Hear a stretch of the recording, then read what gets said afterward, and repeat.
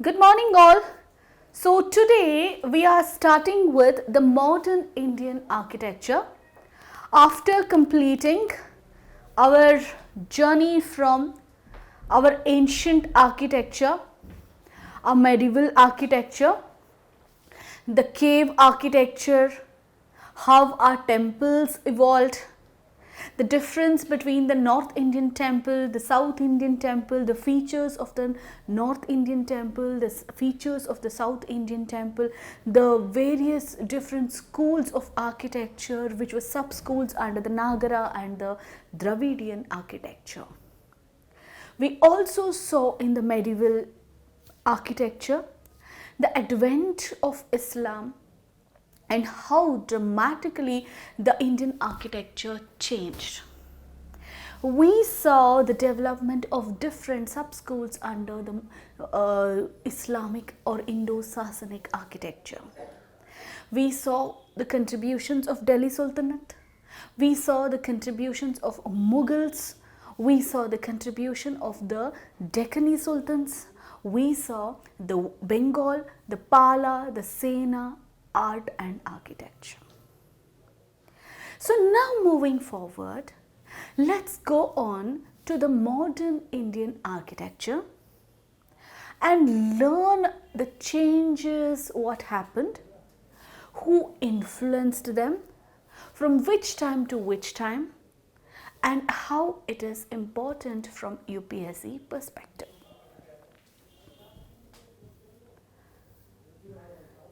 So if you see here, in this, don't you find the difference between what we studied in the ancient architecture and the medieval architecture in this monument? We do see. Now, who influenced that? The Europeans. After the decline of the Mughal Empire in India, the Europeans started to claim territory after territory and they successfully established the supremacy on the Indian subcontinent as the masters of the land. So they just didn't come alone to establish supremacy.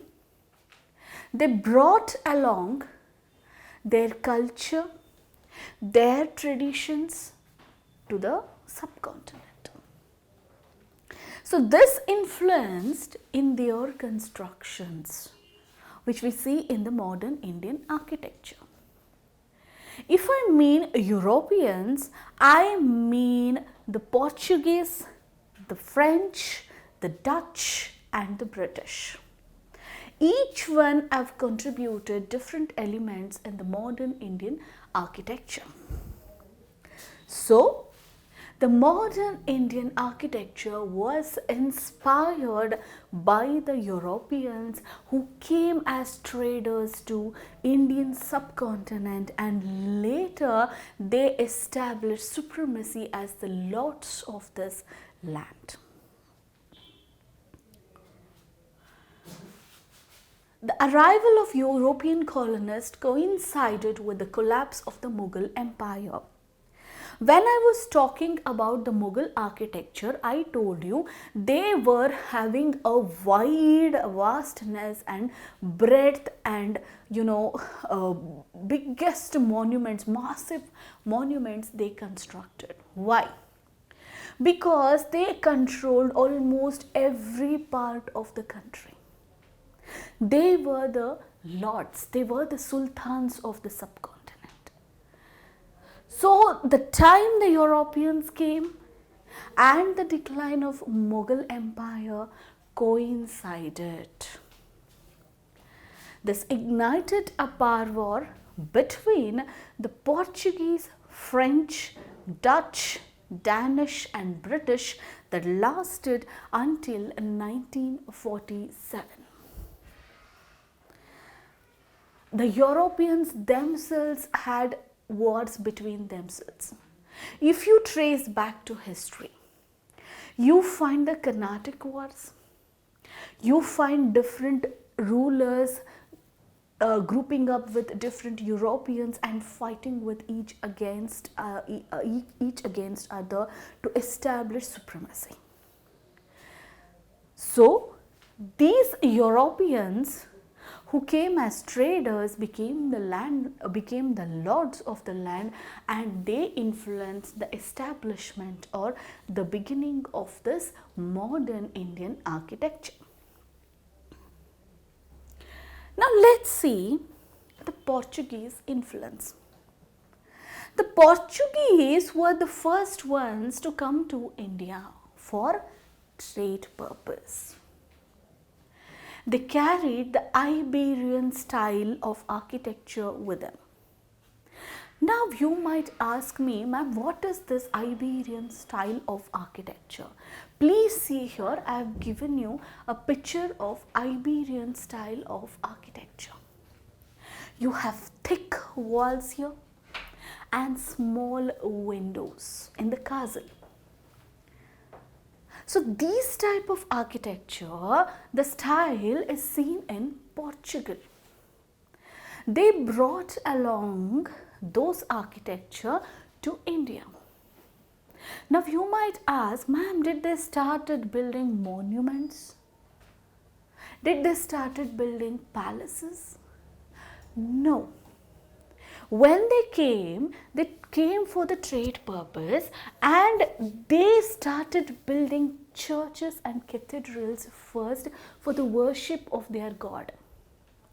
The churches, the cathedrals and the office buildings of these Portuguese, which they basically needed at that time, had the influence of this Iberian style, which had thick walls and small windows. They began by constructing trading terminals and warehouses along the coast, which were subsequently transformed into fortified cities. So first they started building the churches. They started building small establishment, and along the ports, because they settled in the port cities. Now why did they settle in the port cities? Because they had to navigate to their countries for the trade purpose. They established the trading terminals and warehouses to stock in their goods. So these terminals and warehouses need to be protected, and they were protected by fortified walls, which was built according to their own style of architecture, which in the Portuguese side it is Iberian style of architecture.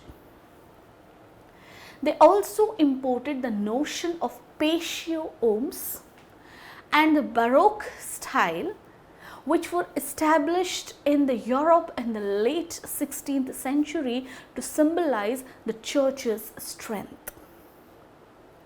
Now you might ask me, what is this patio homes and what is this Baroque style? I will tell you, if you have watched the Netflix series Crown, you will see the European architecture there. So many monuments built in the European style.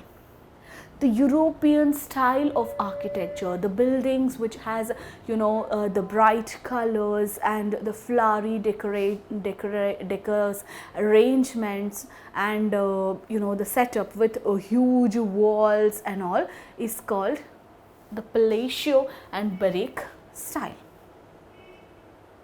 So the Portuguese brought in the Iberian style of architecture to India, especially when they were constructing the terminals and the warehouses in the port cities of India. And it contained thick walls and small windows. They brought along the patio homes and the Baroque style, which was established in the late 16th century in the European continent. Now I am giving you an influence of a cathedral in Goa, Sea Cathedral in Goa, which is very famous. It's quite famous in Goa, and almost all of them who visit Goa will definitely visit this sea cathedral in Goa. Please look at the cathedral here. I told you the places of worship was very much needed for them because we didn't had the Christianity influence in India. We didn't have churches, so they had to build churches for their worship. They could not go to the Hindu temples and the mosques which were in India. So they started with these cathedral and churches. Look at the cathedral here. Isn't it having thick walls here? Isn't it having small windows? Look at the structure here. It resembles the European style, isn't it? So, to produce a dramatic impact, it featured an extensive, complex and theatrical design. It was complex and it was theatrical in its design. The Sea Cathedral in Goa, which was built in 1619 AD, is one of the most prominent structures in Goa and which shows or depicts the influence of Portuguese architecture in India. It was constructed in 1619 AD. It was constructed in the late Gothic Portuguese style. Please remember the names. In fact, the influence of European architecture on Indian architecture is called Indo-Gothic architecture. So that you can see in this Portuguese monument. It contains a big bell that is known as the Golden Bell. Inside this cathedral, there is a big bell which is known as the Golden Bell. So, this is the Sea Cathedral in Goa, which was built in 1619 AD by the Portuguese, featuring an extensive, complex and theatrical design. It was constructed in the late Gothic Portuguese style. It contains a big bell known as the Golden Bell. I have gotten a video here for you. Please have a look at it.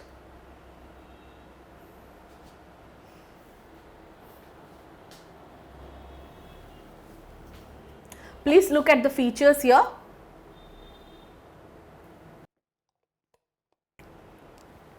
Look at the clothing. Look at the remnants here. The walls and the windows, what I told you. Look at the walls. Look at the carvings here. They used wood for the construction. Bricks they used for the construction. Look at here the Bible verses, the Bible replicas, the sculptures. See here. So that was Sea Cathedral video from Goa, one of the prominent place of visit in Goa which has Portuguese influence. The second place I want to show you is the Basilica of Bom Jesus, Goa. Look at the architecture here. Isn't it similar in architecture to the first one we saw in the cathedral? Look at the doors. Look at the carvings here. Look at the wood. Look at the bricks they have used. Look at the colors they have used. Look at the style they have used on the porch. Look at the designs they have used here. So this is the late Gothic style of architecture which was found in European continent. The Basilica of Bom Jesus, Goa is a UNESCO World Heritage Site. If you happen to go to Goa, you will find a lot monuments of Portuguese influence, of which This Basilica of Bom Jesus, which is in Goa, is a UNESCO World Heritage Site and was finished in 1604 in the Baroque style. The carvings here, I will just show you, please note it. Look at the carvings here. Look at here, outside portion, it's like a wave connecting, right? That is the Baroque style of architecture. It is like wings, from one wing to other wing, the other wing. It's like a wave, a sign. That is the Baroque style. It houses the relics of Saint Francis Xavier, who came to India to preach Christianity. So this is a UNESCO World Heritage Site and one of the famous tourist attractions in Goa, which houses the Portuguese influence in its architecture. And from UPSC point of view, you should know that it is a UNESCO World Heritage Site and it houses the relics of Saint Francis Xavier and also the Baroque style of architecture they have used. So I have here a video of this Basilica of Bom Jesus for you. Just have a look at it. It is one of the oldest churches in the country. Look at the bricks they have used. Look at the architecture, the small narrow windows. Look at here. You have the remains of Saint Francis Xavier here. Look at the church. Look at the carvings. Look at the roof.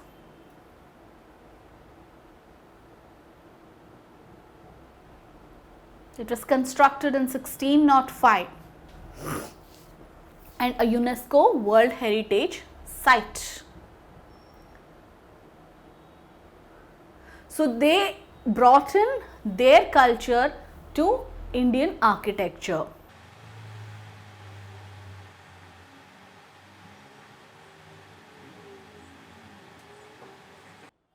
So this is the, look at here, the wings, it was sine waves, right?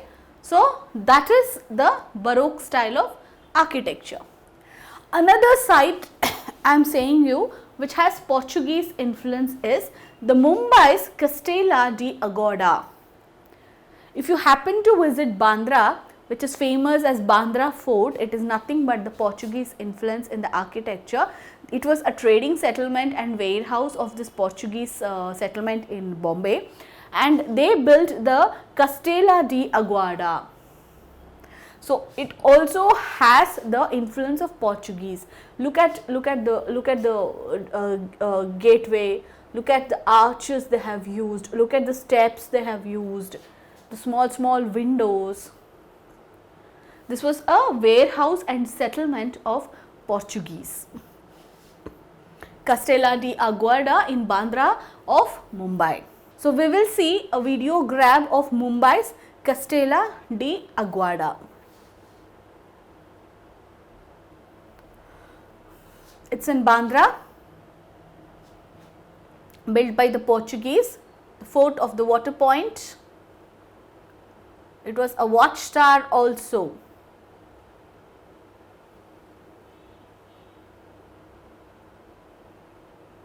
See, they had the conflict between the local Marathas also. Look at it.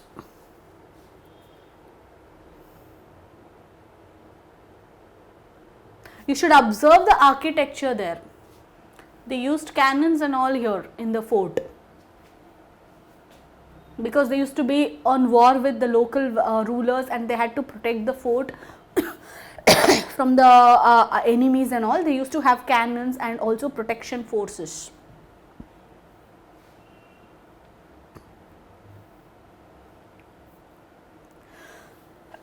So other example is St. Paul's Church in Diu. So when you recall your history lessons, you should know some settlements, some famous settlements of this Portuguese, Dutch and British in India, where you can find the establishments of these people to find the architectural influence. So here we see St. Paul's Church in Diu. Diu and Daman was the settlement of Portuguese, and you can see the Portuguese influence in Diu and Daman too. Look at the architecture here too. Don't you find the changes in them? Look, the white colors they have used was not used in Indian architecture at all. This was completely, the white paint and all, that was completely a European borrowal. It was finished in 1610 AD and is built in the Baroque style. As Bomb Basilica of Jesus in Goa, this is also built in the Baroque style. Within, this is a lighthouse on the fort's wall as well as cannons. See, these were the, I told you already, they were the trading terminals, they housed the warehouses, and they had the protection force offices and etc. in these forts, and they served for multiple purposes. They used to save their weapons, they had their gallantry, they had their cannons and everything, so that they protect their own forts. Within the fort complex, there are 3 churches. See, the churches were the main thing why they went into construction. They can't stay here not worshipping their gods. So, churches was the main reason why they got the influence of the European or Portuguese or Britain or Dutch architecture to India. St. Thomas Church, St. Paul's Church and the Church of St. Francis of Assisi. Talolim's St. Anne's Church, which is in Goa, is also built in Baroque style and was completed in 1695 AD. So, all of them have the Portuguese style of architecture, mainly influenced by Christianity, and have the Gothic structure. I have again a video grab.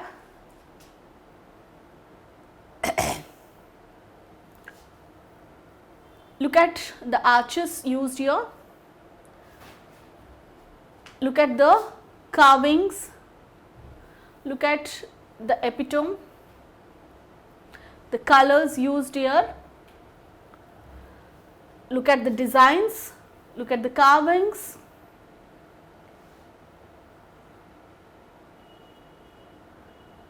The white color has been lashed out everywhere, which is not seen in the Indian architecture.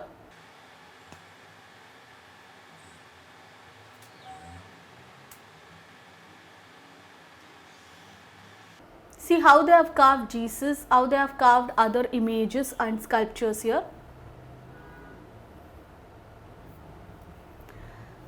So, seeing the Portuguese influence, you might find the Portuguese influence mainly in Goa, Diu, Daman and Mumbai. And mainly it is Baroque style, and they introduced the Indo-Gothic style of architecture, mainly with thick walls and narrow small windows with wide lashes of paints, and the verses of Christianity and the images of Jesus and associated gods and the sculptures of Christianity can be found in these architecture. So, mainly it was used as the fort city and the fortified city which housed the warehouses, the cannons and the offices of Portuguese. So, after them, let us see what the French brought in to India, to the Indian architecture. If you see here the Sacred Heart Church of Puducherry, they have used the red sandstone or the red paint here, which is not seen in the Portuguese style. The Portuguese add the Baroque style, but look at here, they have a different setup here. This kind of cathedral style was not found in the Portuguese, isn't it? They have a mix of different colors here. They have a pyramidal structure. The arches are quite big and the windows are also big. You might have known about the French windows, which are big. to bring in the light, right? The French brought with them the notion of urban city planning. Anyone who have visited Puducherry or Pondicherry, you will definitely agree with this statement that they brought along with them the urban city planning. But of course, we had the urban city planning which was well advanced than all the civilizations and modern era back in IVC. That's a debate, but they also brought in the notion of this urban city planning wherever they have settled in India. Like the Portuguese city of Pondicherry is a very good example of urban city planning, and the Pondicherry French city is very much famous and a tourist attraction. So the Cartesian grid layouts and scientific architectural designs were used to build the French colonies of Pondicherry, Chandranagore, now Chandranagore in West Bengal. As a display of authority, they constructed massive structures. So it was their colony. Pondicherry was their colony, so they wanted to show that we are the masters of this land. So they built the city according to their planning. They planned the grids, they planned the buildings, and they construct magnanimous monuments to show their power and supremacy of this land. You can see the French influence in the buildings and architecture of Pondicherry and Chandranagore in India. They also established the notion of faceless architecture, which is characterized by a basic facade. Look at the French buildings here. It's just a hotel. I showed you a church here, and I am showing you the French hotels and the buildings they constructed. Basic facade devoid of embellishment or design, similar to modern structures. They were very similar to modern structures which is seen today in India and Europe altogether. But they brought in, like, faceless architecture. Faceless architecture means in churches you have the faced architecture. You have gods, you have other creatures and other sculptures there. But here they brought faceless architecture, like hotels, like buildings, like houses and all. They had this faceless architecture. This kind of buildings you can find in French colony of Pondicherry. You will be amazed, like, am I in India? That kind of architecture, that kind of city planning is there in Pondicherry. The coastal cities of Mahe, which is in Kerala, Karaikal of Tamil Nadu, and Yanam were also established by the French in Andhra Pradesh. Yanam is in Andhra Pradesh. Please remember the colonies of the French, the Dutch, the Portuguese, the British, because they have time and now asked in match the following questions in UPSC Prelims. Like they might ask, like, Mahe is in which place, which was a French colony. Yanam is in which state, it is a colony of which French, Dutch, etc. They have asked like that. Puducherry's Sacred Heart Church and Chandranagar's Sacred Heart Church are two examples of French influencing the architecture of Indian modern architecture. So they brought in the faceless architecture to India. Now let's see the British influence. The British influence was too much in India. Do you agree or not? Yes, because they ruled for a long period of time without competition, and they were the masters. So the British influence is seen even in the buildings of certain places in India, and mainly in the government official buildings we see a prominent influence of Britain. Look at here the Victoria Memorial in Calcutta. It was having the British influence. The Gothic style of building was introduced by the British. It fused with the Indian architecture to create the Indo-Gothic architectural style. Let me point you here. The domes here was taken from the stupas. Look at the armlak style of Chhatri. Look at the columned minarets. Look at the windows. Look at the arches. Means they have taken the Mughals, the Buddhist and the Hindu architecture and they blended with the British architecture to form this Indo-Gothic architectural style, and it is so magnificent and massive. They have picked in the local traditions and they have embellished with the British architecture. That's why we call it simply as Indo-Gothic architectural style. After 1911, a new architectural style called as Neo-Roman architecture evolved. Like after 1911, some of the architects who came from Europe to India, they started evolving the architecture more and they brought in the Roman architecture also to India. The elements of Roman architecture was introduced in the construction.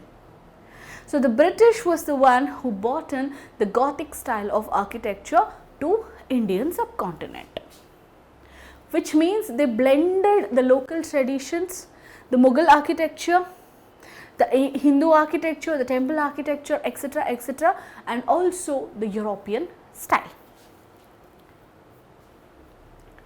Let's see what is this Indo-Gothic style of architecture. It is also known as the Victorian style as it was a unique combination of Indian, Persian and Gothic architectural elements. Look at the monument here.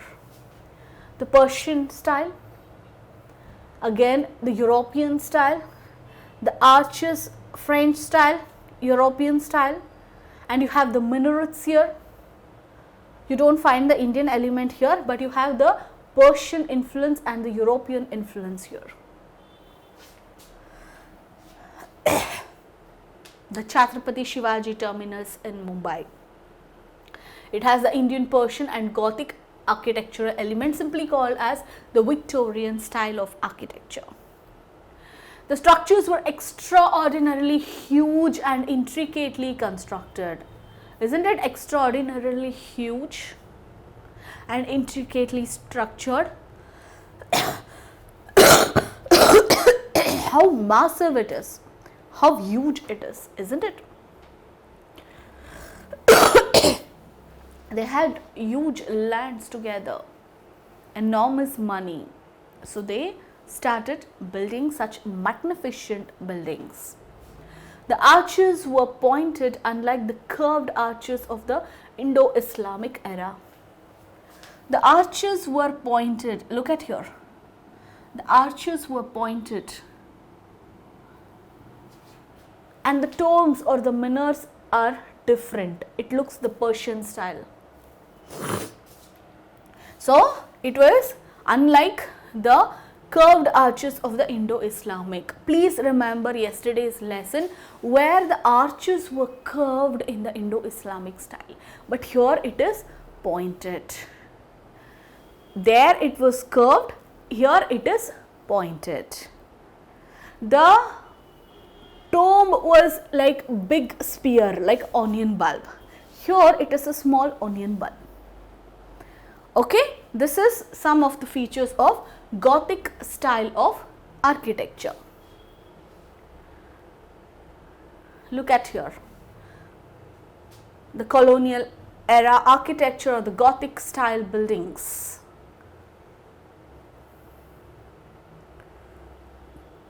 The Asiatic Society of Mumbai. Look at the construction here, the tombs and all. Look at the pillars and the lawns. They borrowed the tomb Persian structure. They fused all the elements to theirs. After the wartime, they brought in new rulers and they established.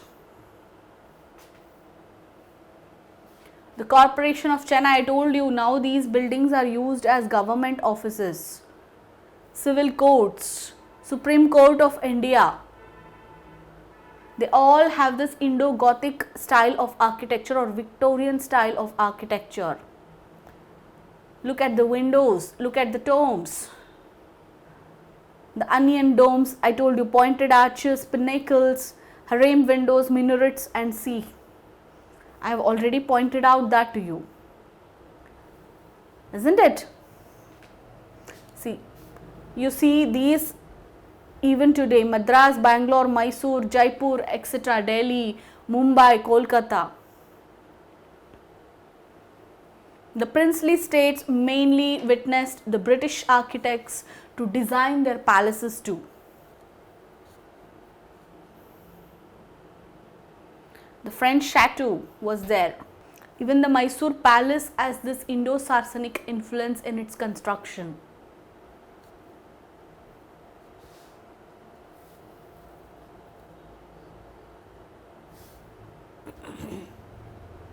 See, they use the Makrana marbles, the same which Taj Mahal was made of.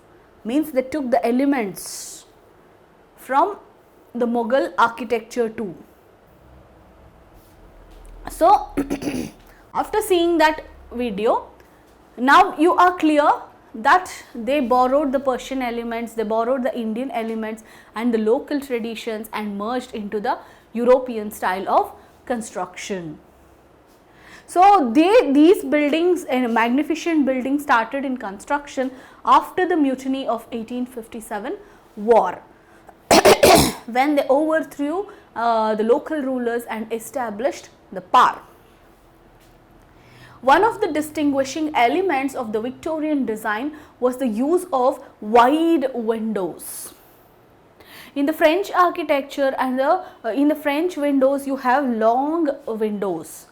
Here in the British, you have the huge windows. In the Portuguese, there was small windows. It followed the sophisticated structural engineering requirements in Britain and featured a crucified ground design. Look at the construction here. Huge arch resembling the Persian style, but in the Persian style you have it in a round shape. Here it is having in a pointed shape. Isn't it? Look at the minarets. We used to have domes here, but here you have a different one. Steel, iron and poured concrete became popular, which was not seen in the Indian architecture before. We had wood, we had mortars, we had cement, we had other rock materials used. But steel, iron was used here massively in the construction. That was a change seen. Victoria Memorial in Kolkata, the gateway of India and Mumbai are examples of this Indo-Gothic style of architecture introduced by the British. So let's see the difference between the Iberian and Gothic architecture. I have divided basically based on the material used and the structural variations for the Iberian and Gothic. For to remind you again, Iberian structure, Iberian architecture.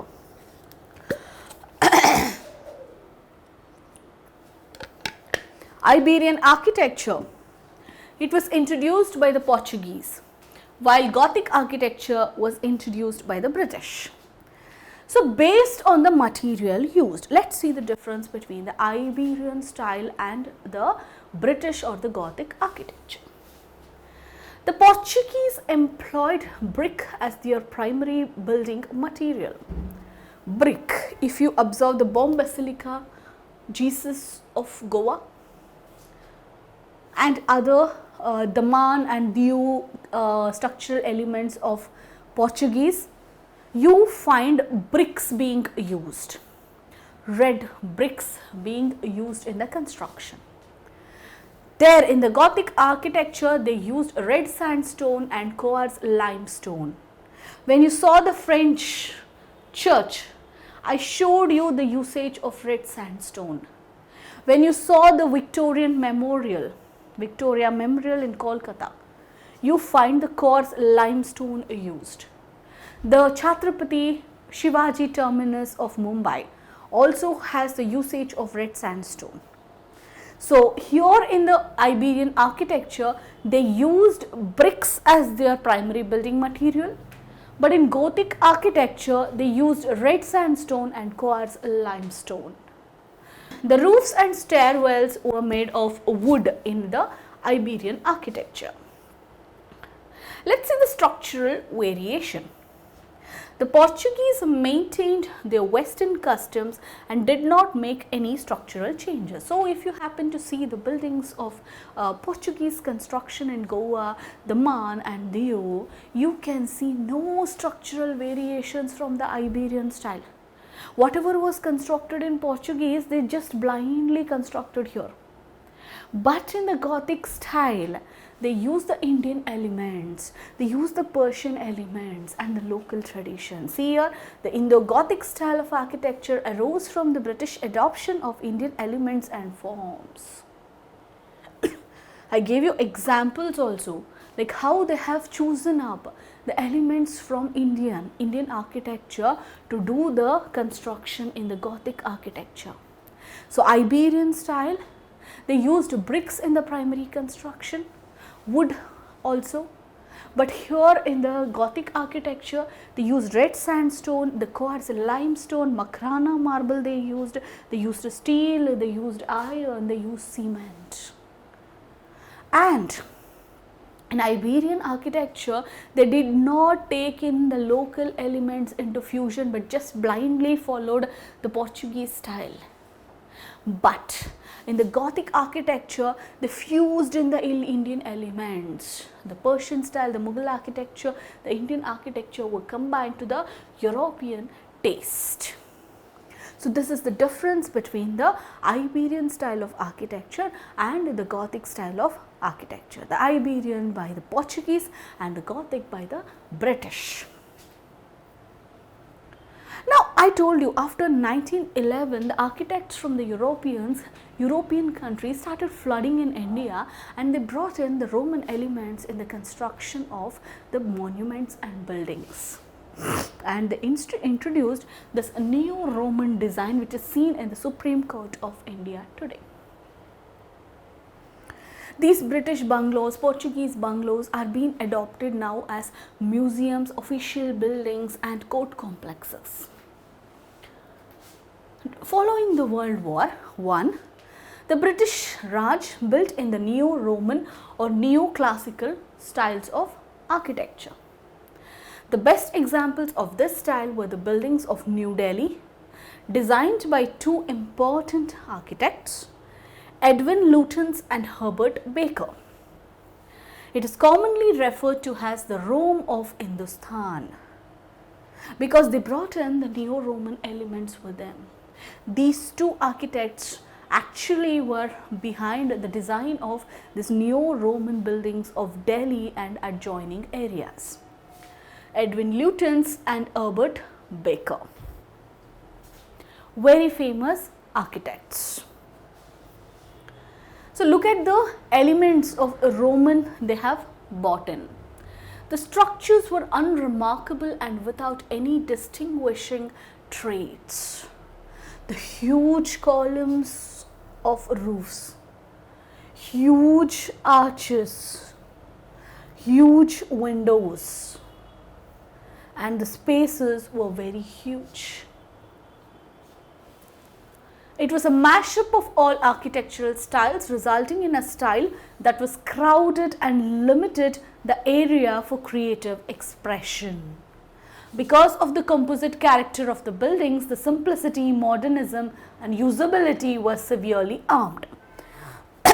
They wanted a huge massiveness and enormity of the Rome to be coming to India. It was very complex and the simplicity was simply diminished. Very huge, very complex buildings they constructed. A special emphasis was placed on the circular structures like this.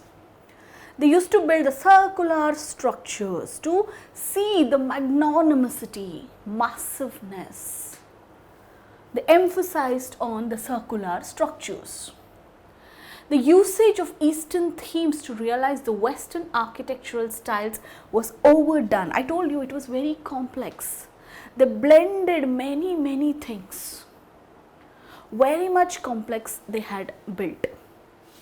During this time, the notion of an upturned dome was developed, as seen on the top of the Supreme Court and the Rashtrapati Bhavan. The Rashtrapati Bhavan and the Supreme Court are the very excellent examples of this neo-Roman design in corporations.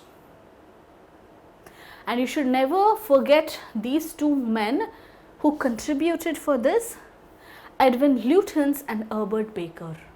And please remember, these changes came in after the World War I.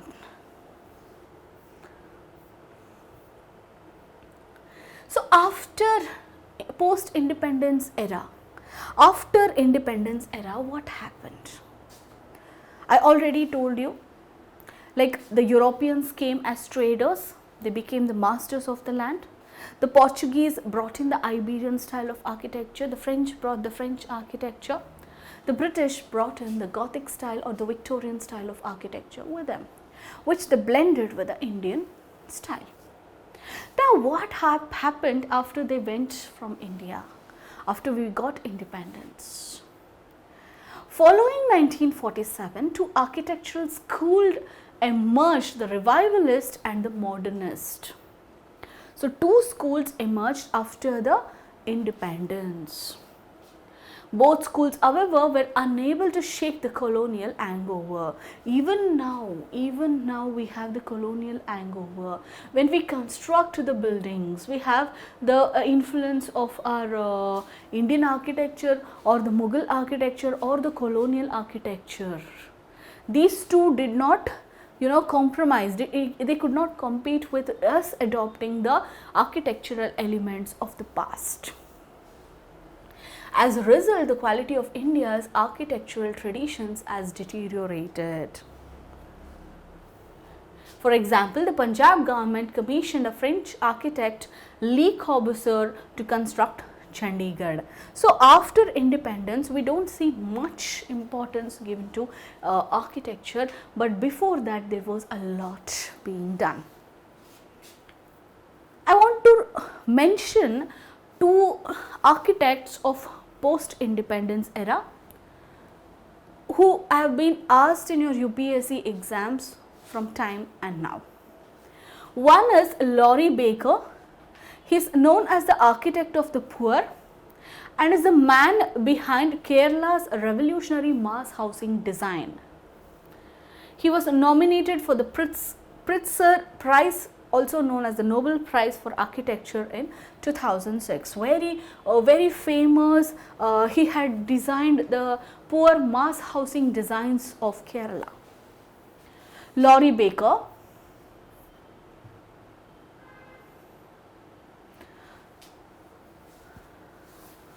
Look at the building he has constructed. Use of natural elements.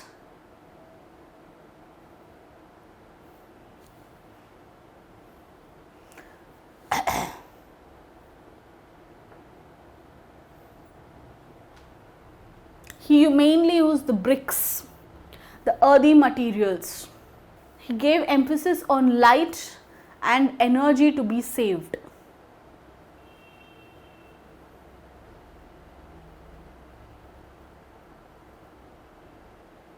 See his construction.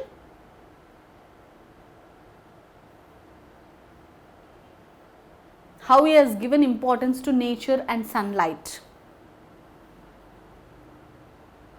Look at the material he has used. Look at the spaces he has given.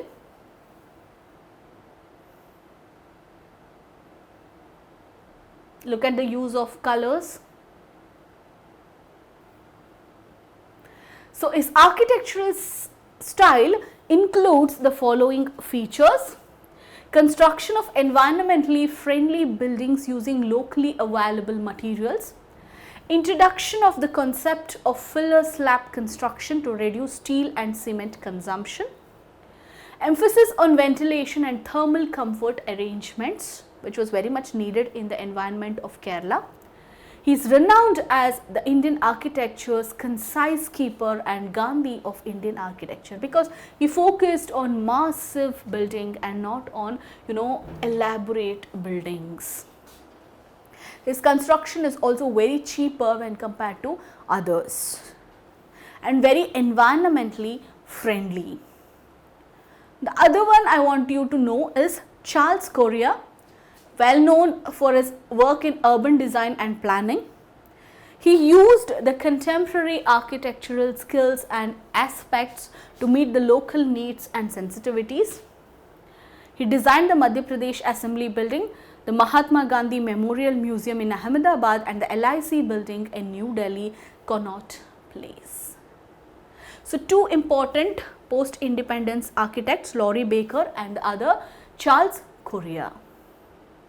So, in a conclusion, I am saying you, like from prehistoric to modern era, we have seen enormous changes in our architecture. We saw many different salient features, elements which was adapted from before and now.